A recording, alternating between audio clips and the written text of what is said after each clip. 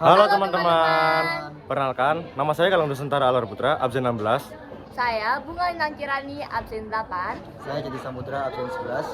Jadi pada video kali ini kita akan membahas materi sejarah bab 2, yakni demokrasi liberal hingga demokrasi terpimpin. Dengan materi ketersebaran kekuatan dan identitas nasional baru. Oke, langsung saja kita masuk ke penjelasannya. Ketersebaran kekuatan dan identitas nasional baru mencerminkan dinamika globalisasi yang mempengaruhi struktur politik, sosial, dan juga budaya suatu bangsa. Ketersebaran ini tidak hanya terpusat pada pemerintahan dan negara semata, melainkan tersebar pada organisasi non-pemerintah, komunitas digital, dan juga perusahaan multinasional. Salah satu contoh dari adanya ketersebaran kekuatan ini pada masa perjuangan ialah gerakan perempuan pada masa perjuangan.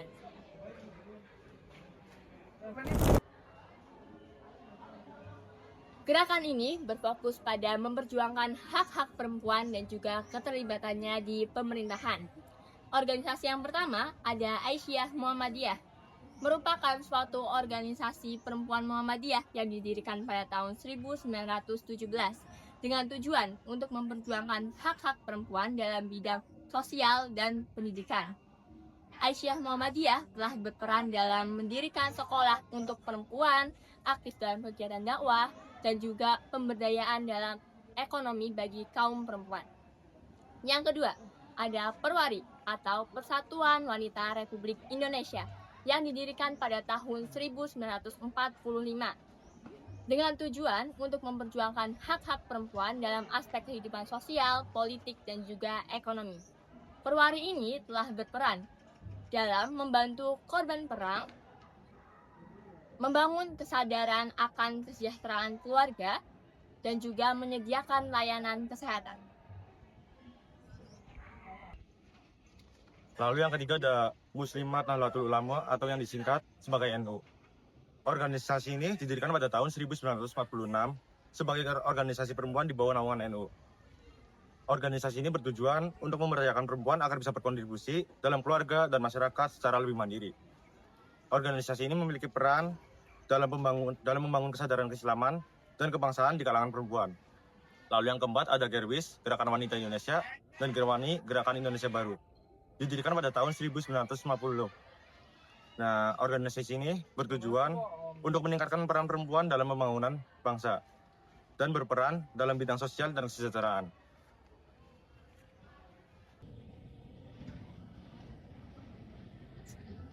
Selanjutnya ada identitas nasional baru, yaitu pemilihan umum pertama. Pada tahun 1953, pemerintah mempersiapkan pemilu dengan membentuk Panitia Pemilihan Indonesia atau PPI.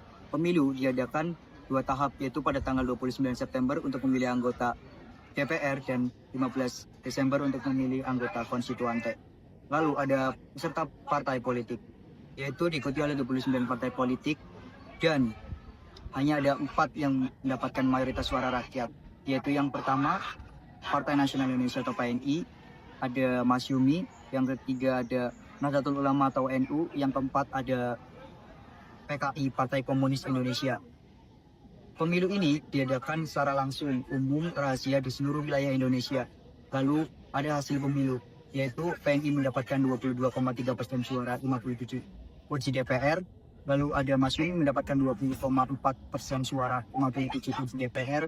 Lalu ada Nahdlatul Ulama mendapatkan 18,4% suara, 45 kursi DPR. Lalu yang terakhir ada PKI mendapatkan 16,4% suara, 39 kursi DPR.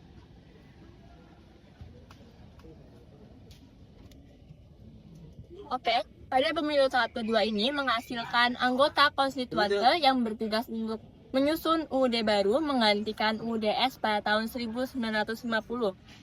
Namun, dalam penyusunan ini terjadi perdebatan panjang, sehingga konstituante dibubarkan oleh Presiden Insinyur Soekarno melalui dekret Presiden pada 5 Juli 1959. Ada pula dampak yang ditimbulkan dari adanya pemilu 1955.